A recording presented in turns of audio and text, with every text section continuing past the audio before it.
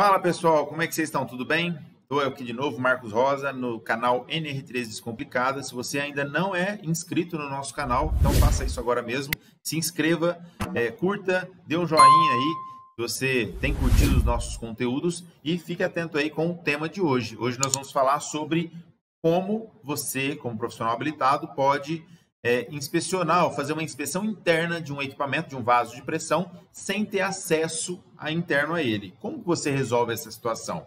Pô, Marcos, então você está querendo dizer que eu vou fazer uma inspeção interna, liberar um vaso de pressão com uma inspeção interna, sem ter acesso interno ao vaso. É isso mesmo. Se você gostou do tema, fica aí após a vinheta.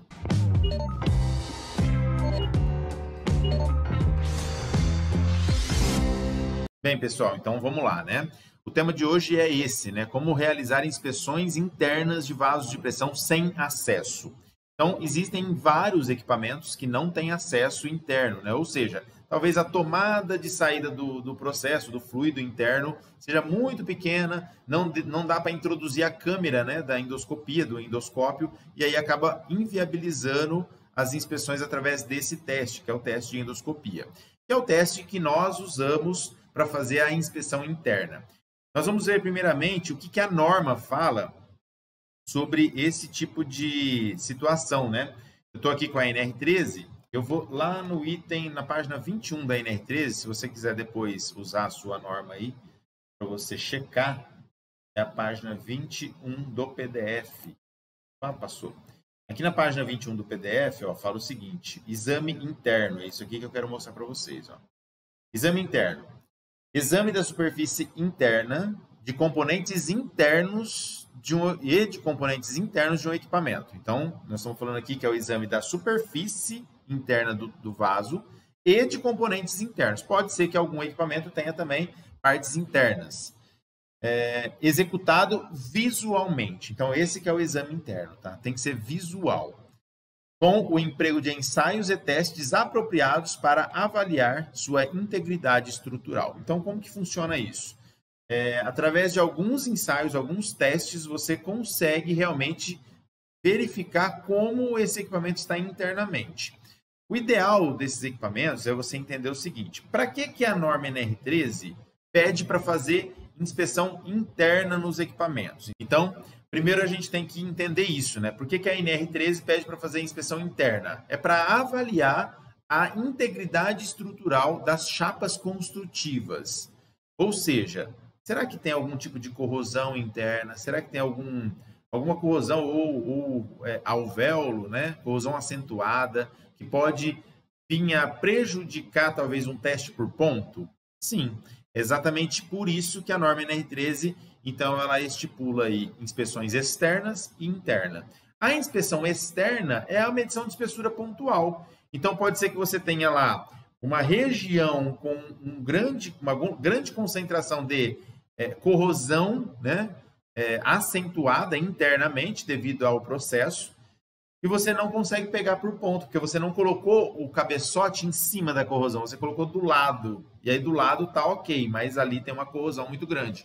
Então, você tem que fazer essa inspeção interna para checar como está internamente no equipamento. Então, tá. Primeiro ponto é visual. Então, quando o equipamento é de grande porte e você consegue entrar dentro do equipamento, fica muito fácil. Uma lanterna, você faz uma avaliação visual desse equipamento e você, então, consegue visualizar se tem ou não algum tipo de corrosão. Aí, beleza, fechou o assunto. Você pode fazer inspeção pontual de medição de espessura.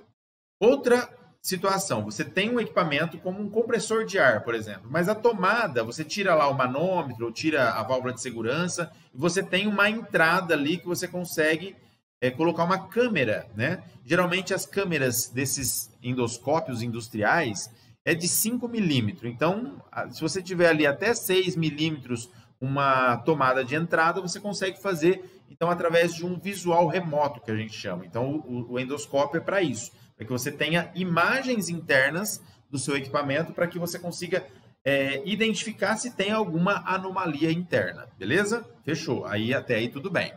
Agora, pode ser que a sua tomada de entrada seja muito fina, muito pequena, e que você não consiga adentrar com uma câmera de endoscópio. Nesses casos, como fazer então a inspeção interna? A gente usa o que eu chamo de ultrassom Basecam. O que é ultrassom Basecam? Eu vou mostrar para vocês agora. Ultrassom Basecam é isso aí, ó. Ele permite o rastreamento, a localização, identificação e dimensionamento de perdas de espessura e alvéolos. Olha lá. Então, se você tem uma perda de espessura por alvéolo, ou seja, uma região localizada de corrosão, eu consigo pegar no Basecam. E aí você vai saber por quê. Além de um registro contínuo de dados, ou seja, você não é um registro pontual. Um exemplo, uma chapa construtiva de um vaso de pressão de 6 milímetros. Você vai lá, 6, 6, 6, 6, e aí você não consegue pegar uns dados, um registro contínuo. E já no Basecam você consegue varrer a estrutura e saber qual que é a espessura que está, né, de forma contínua, por meio de uma impressora acoplada ao equipamento. Alguns equipamentos, então, têm essa impressora que é acoplada. Outros equipamentos simplesmente memorizam ali as imagens, né? Dá um print da tela para que você consiga visualizar o desenho da estrutura ou do outro lado da chapa. Dessa maneira, olha só o que diz, é possível visualizar as descontinuidades por meio de croquis com vista planificada. Eu vou mostrar para vocês isso aqui no quadro. Além disso, o ultrassom Basecam, ele conta também com um sistema automático, ou seja, ele pode ser utilizado em processos mais automatizados para que ele consiga ganhar tempo nas inspeções. Isso já é, eu quero fazer um Basecam numa região muito grande, então eu coloco lá um carrinho automático para ele ficar fazendo esse estudo. Existe essa possibilidade também do Basecam. O que garante aí uma menor incidência de erros ou falhas humanas, tá bom? E aí, só para a gente entender um pouquinho melhor, esse daqui é um gráfico de Basecam, tá vendo aqui? Aqui onde eu estou com o mouse, ó, essa parte verde é a chapa, tá? Então, imagina que a linha de cima é a superfície que eu estou correndo o cabeçote. E a linha de baixo é a superfície contrária, ou seja, a superfície interna do vaso de pressão. Olha como que tem aqui, ó, nessa simulação, olha quantos alvéolos, quanta corrosão tem. Olha aqui, tudo isso aqui é corrosão, tá vendo? E aí você pega e faz o desenho. Então, o equipamento, aqui está em polegada, tá? Mas ele vai medir o quê? A menor espessura, pega aqui, ó, a menor espessura dessa região, então é 0,19 polegadas, tá vendo? Decimais. Então, aqui, ó, tá? Desse jeito, ó, é isso aqui. Então, é isso aqui que faz o Basecam. Então, ao longo de quanto você quer? Aí você define, o profissional habilitado que vai definir. Então, vamos ali no quadro que eu vou mostrar para vocês com mais detalhes. Imagina que você tem, então, né, através da inspeção do Basecam, você tem ali uma varredura da superfície oposta. Então, imagina que você tem aqui, né, igual aquele desenho lá, você tem aqui um vaso de pressão. Eu vou dar um exemplo aqui de um compressor de ar comum, tá? Daquele pistão. Imagina que você tem um vaso de pressão. Primeira coisa que você tem que saber historicamente, esses equipamentos eles têm uma suscetibilidade em qual região maior? Ele é mais suscetível à corrosão em qual região? Na região superior ou na região inferior? Geralmente, né, o plug de saída de água, porque esses equipamentos eles acumulam líquidos internos, água, né? Por causa do ambiente que ele está, né? Então ele tem uma umidade relativa do ar alta, então ele acumula água. Então imagina que se o cara não faz drenagem, se o cara não usa o manual de manutenção do equipamento, ele pode acontecer o quê? De ficar uma água aqui embaixo. Então a parte inferior é mais suscetível a desgastes. Então, se eu estou com um equipamento desse e eu não consigo entrar com um endoscópio, o que eu tenho que fazer? Eu tenho que avaliar através do Basecam. Onde? Aqui. Geralmente, esses equipamentos eles podem ter uma corrosão aqui. Então, como que eu posso fazer aqui a varredura do Basecam? Eu posso pegar aqui, ó, uma faixa, né? Nesse sentido, uma faixa no meio, aqui nesse sentido, e uma faixa no meio, aqui na outra ponta, aqui nesse sentido. Imagina que isso aqui, do mesmo jeito que está desse lado, está do outro. Então, ele vai ficar olhando o equipamento assim, você vai pegar uma meia-lua aqui, ó, varredura mais ou menos uns 50 milímetros, tá? Já é o suficiente para que você tenha uma avaliação. Por que desse jeito e não desse jeito? Porque assim você consegue pegar uma parte sem nenhum tipo de corrosão e uma parte aqui embaixo mais suscetível à corrosão. E aí você consegue, então, identificar se o fundo desse equipamento ele tem alguma parte com corrosão interna, certo? Através da análise do Basecamp. Algumas pessoas podem pensar, mas e se eu fizer ultrassom nessa solda aqui? E na solda longitudinal. Então, você tem uma solda longitudinal e duas soldas circunferenciais. E se eu fizer ultrassom nessa solda aqui, eu consigo garantir que esse equipamento não tenha corrosão? Geralmente, a dureza da solda é um pouco maior do que a dureza do material. Isso mesmo se tratando de um equipamento de baixo carbono, tá? De um aço baixo carbono. Se você fizer ultrassom nessa solda, a única coisa que você vai garantir é que a eficiência de junta dela é igual a 0,7. Para esses equipamentos aqui, é essa a eficiência de junta. E se você fizer ultrassom aqui, mesma coisa. Você vai conseguir garantir a eficiência de junta de 0,7.